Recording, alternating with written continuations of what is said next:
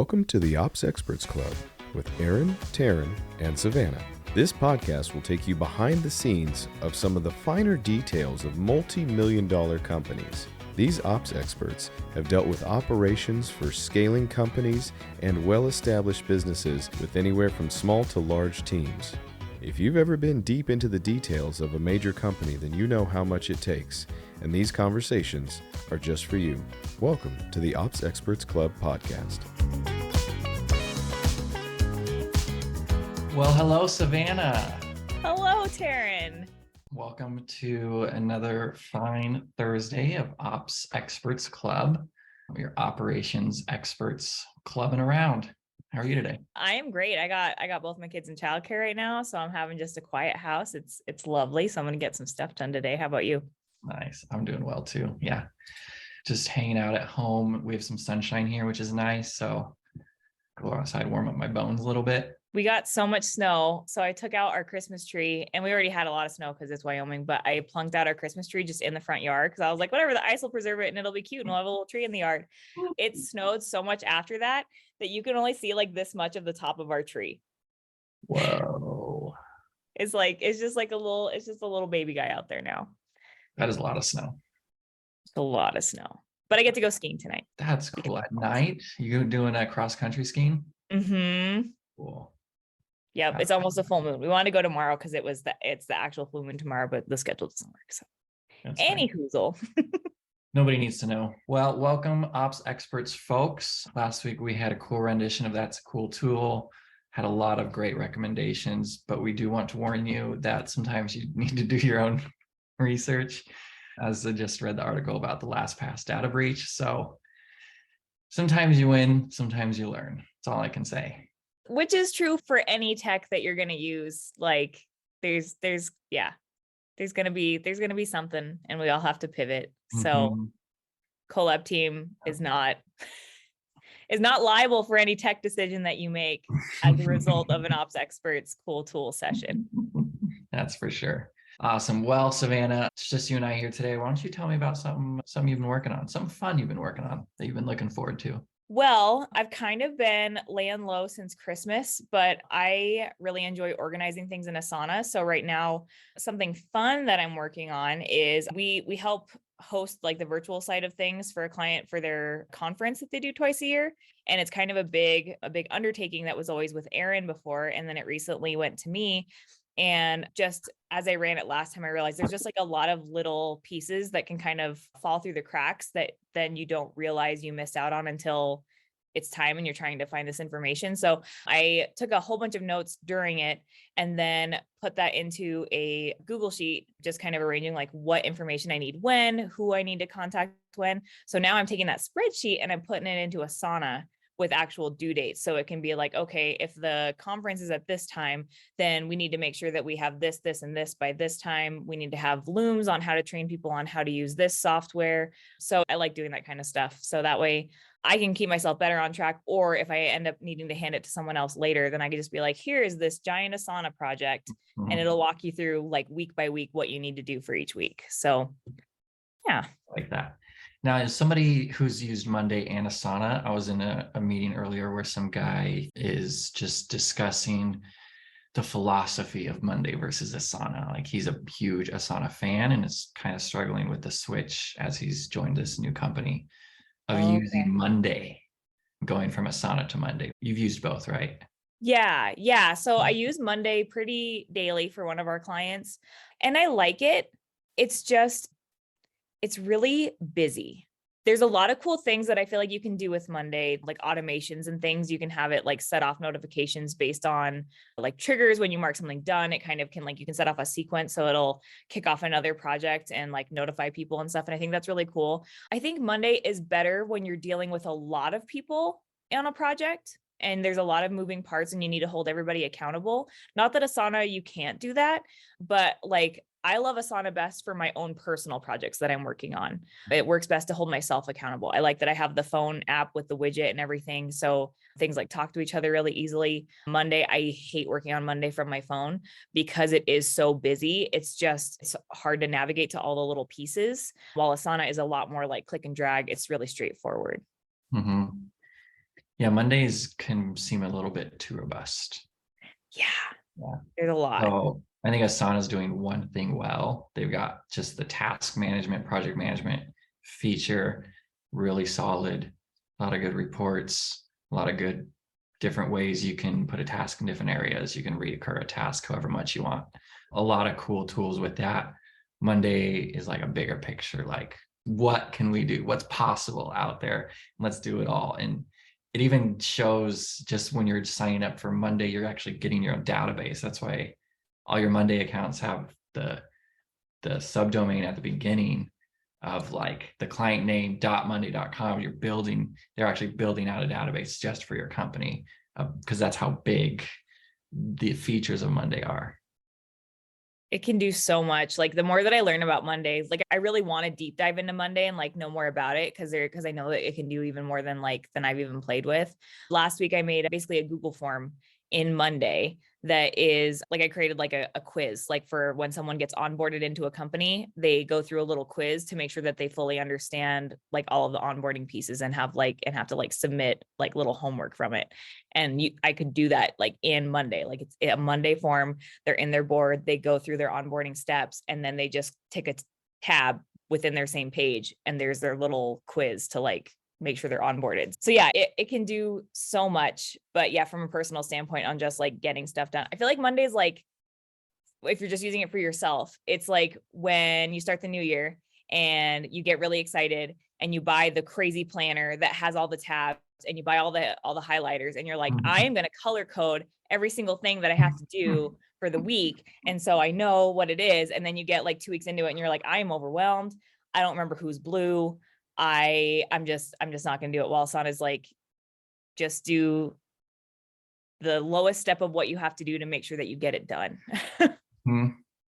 How about you? What's your fun project you're working on? Well, we've been working on building out a scorecard for a new client we've been working with for a little over a month now, Kingdom REI, Ellis Hammond. And it's really fun. I think you tend to notice a lot of insecurities once you start asking numbers for people, especially if they don't know how to get them yet. You're still a young company, things live in people's head. It's not necessarily a process somebody can go in and do. So just the feature of building out somebody's scorecard leads to so many things you can do from there. It's like, these are all the numbers we want to have. Now let's work on how we can get them. Oh, wait, that number isn't really easy to get. Let's build out a process so that's easy to get. And the process we build out is going to actually make it better for the customer in the long run. It's going to make it better for us and our processes. Oh, and we can tie automations to it now. That's even better. So, and just like trying to get this one number, you've completely transformed your business. And what tools are you using to try and get all those numbers together? Well, this one's through their sales pipeline. So okay, you go from the old school method of just like the owner is doing all the sales calls. He knows who's in, who's out, who's won, how many referrals there are, how many applications there are. That's all in his head. So it's like, okay, the next level of that, how can we scale that? Is how can we report on it? And then realizing we can't report on it, we have to ask him every time. And then from there, we're now creating processes of a sales pipeline that anybody can then jump into and start doing sales. So, love that. So in just trying to get a number, you end up like growing their business in a whole different way. Mm-hmm. Yeah. And that's my favorite part about scorecard is you're not trying to think of what can I grab now. You're trying to think of what would be a great number to have in the future. And then how can we build to that point? I love scorecard. It's my favorite time of the L10 meetings. Because you're a data guy. That makes sense. Yeah. And it's in spreadsheets, data, all that fun stuff. Have you ever made a scorecard for yourself? No, I haven't. I was thinking like for like a budget. I'm like, that's a fun idea. It's making a scorecard. Yeah.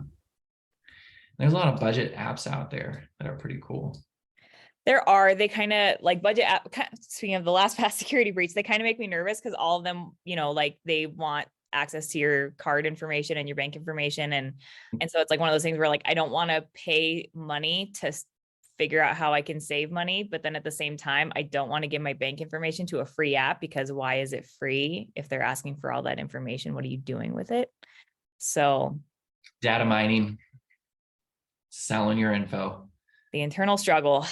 So, and the automated reporting can be a little funky. It's like you go to Fred Meyer, you could have bought groceries, you could have bought car parts, you could have bought clothes. They don't know.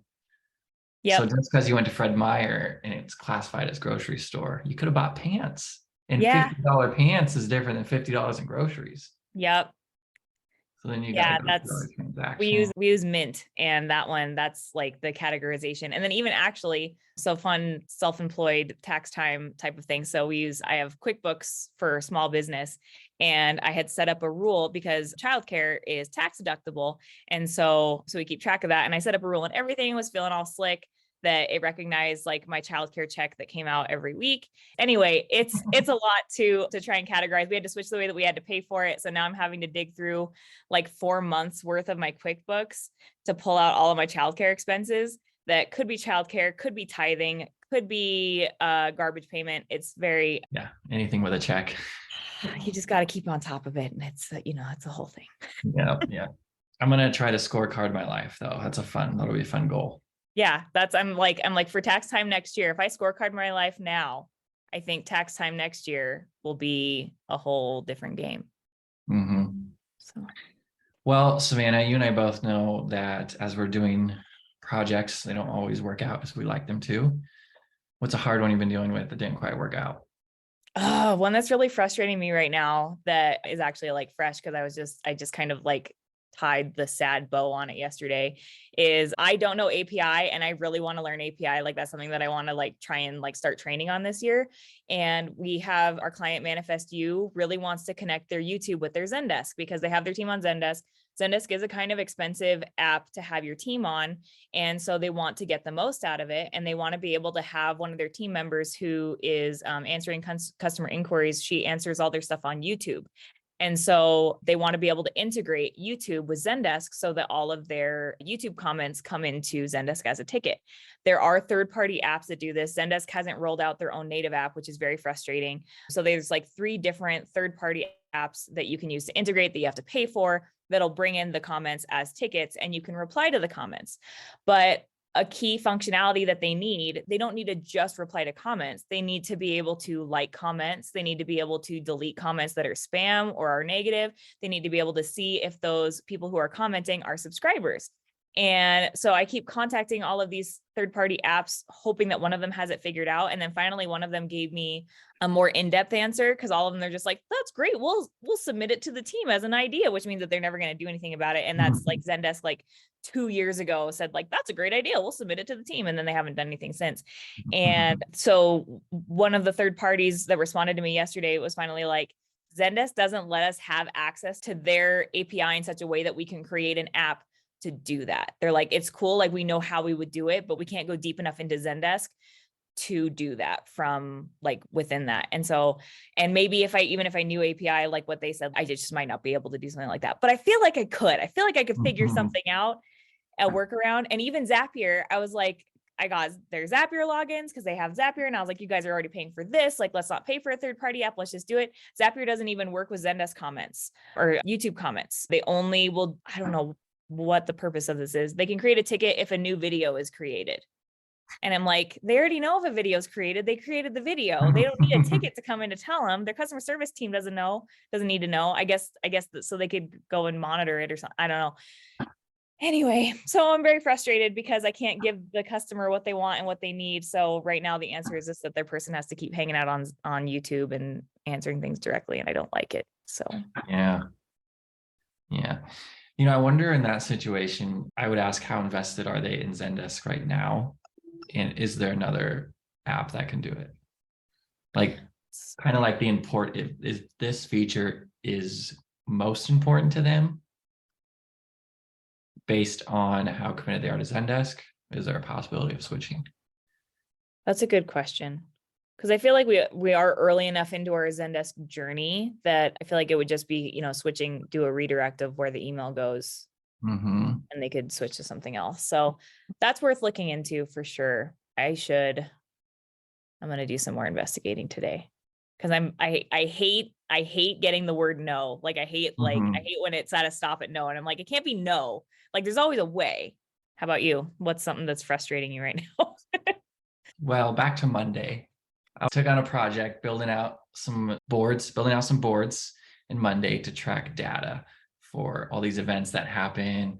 And I was like, oh, this is great. I got it all pictured in my mind. Like what we're going to do, it's going to look like this. The dashboard is going to do this. You can filter by this. It's going to be super cool. And so now I'm in the dashboard phase of just trying to build out the dashboards and how they look, which is I forgot about this until now. It's my least favorite part about like Excel spreadsheets when I do reporting for people, is building out the little visual widgets, because I'm not the visual person, I'm the data person. And so I get really frustrated with them really quickly. I'm like, I just want this word to show up down here, and I want all these numbers to look like this. And every time I do it, it's like backwards. It's not saying the right thing. It's upside down. And I'm like, come on, this can't be this difficult. So I'm still just plugging away at these dashboards and trying to get them to look how I envision it in my mind. I know there's people that are like really well trained on it, and once they get the muscle memory of it, they can do things fast. But yeah, I feel like learning how to do things in Monday takes a lot of time to like to figure out what, because even like the form thing, I thought that it was more difficult than I felt that it should be. And then once I got it, it was like, oh, there it is. It just like isn't super intuitive when you're learning it first time. Yeah. I got like a small click happen, small win. And I was like, I'm close. And the hard part is I'm trying to get a report of like 4 different boards and like info from different boards to line up on one visual report.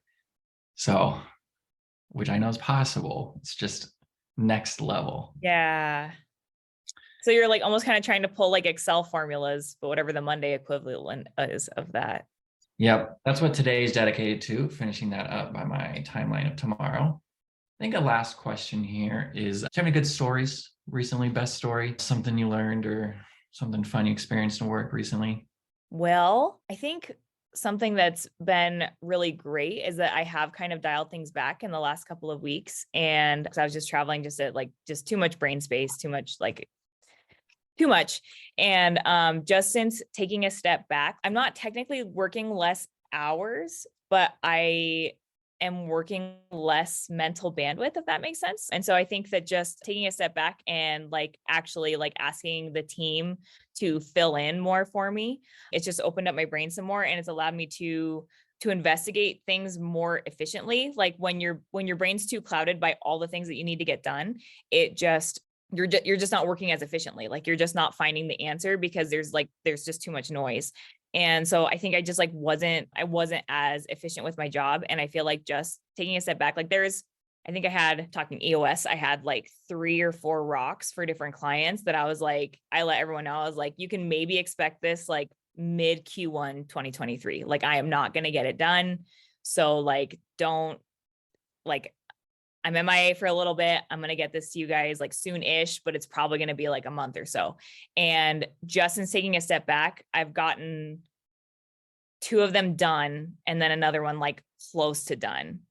Just by freeing up that brain space, I've just been able to work that much more efficiently and get it done. So I guess it's not really a story, except for just like, I guess like the beginning is I was overwhelmed. And then the climax is I got so overwhelmed that I had to take a step back. And then the resolution is everyone lived happily ever after and like helped me out, and things are going much better. So, well, yeah, classic story structure. You got it. That was riveting. All right, couple minutes left, Savannah. My last question for you is, what's a project in your pipeline you're looking forward to? Oh, goodness. Well, I guess, I mean, it's something that's kind of already in the works, but I am excited for the upcoming conference with 828 Media so that I can implement what I'm setting up in Asana, so I can see how different this conference experience is compared to the last one with all of these little things in place. Right, because this is like round 2 for you. Yeah. That's cool. So I feel like I'm, like I'm more wise and everything, but there's definitely some things that I feel like I could have done better. And so I feel like this next round's going to be cool when I get my little Asana reminder and I'm like, oh yes, I need to email these 3 people right now and ask these questions so I can have it by next week. And yeah, so I'm excited for that. Did they already reach out to you about the conference? They haven't. Well, You just know. Yeah. They sort of, because they did like right when they set up the date, they kind of let me know. And then I think that because they have a huge challenge that just started. So I think that they're just kind of underwater working on that right now. So I'm just making sure I'm a busy bee in the background. So I'm ready to go when they're ready to go, because they move fast, as we know. So once they're ready to jump in, they're going to be jumped in. So Nice. how about you? That'll be quick. I'm looking forward to send off a proposal for some little mini projects. The client happens to use Infusionsoft and uses all these tools I have a lot of experience in. So everything they wanted to do, I was like, awesome, I can do all these things for you. Not only that, but I've been working with other teammates in the Collab team who can do those things for you. So I don't have to do all those things for you. I can lead other people doing all those things for you. So it's just fun when you get that one request where they happen to use everything an expert in, and all these things I've set up for people recently. And it's just like your perfect fit of like, yes, all around. Like, this is a home run. This is the best fastball come my way. It's just going to feel good to do. They're going to love it. I'm going to love it. What can go wrong? I do. Well, I mean, Infusionsoft could break, I guess, but we're going to count on that's not going to happen. That's just a freak thing. Yeah. It's not like, I feel like most of our job ends up being figuring out how to get things done for people. So it's really nice when we just get to use what we've, implement what we've learned. Yeah. Make it work for them. I love it when the question they ask just got answered from somebody else. So like, yes. Got it. Well, Savannah, thanks for joining me today. It was fun to chat about work and projects and give people a sense of what we're doing with our time these days. Next week, we have a surprise guest for everybody. We're back on track with our Q&A with guests, other awesome experts at operations or operational areas, whatever that may be, HR, accounting, sales, marketing, we like to talk to different people. So join us again next week. We'll have somebody on here with us asking them questions, and it'll be a good time again. Yay. It was a good time today too. Oh yeah. Always awesome. See you later. Bye. Thank you for tuning in to the Ops Experts Club podcast. New episodes available every week on Spotify, iTunes, and everywhere you listen to podcasts. If you're curious about how some of the biggest names in entrepreneurship have scaled their businesses to the next level, check out some of our best content on this topic by going to foundationsthatscale.com. You can find the link in our bio and do your part to improve as an ops expert.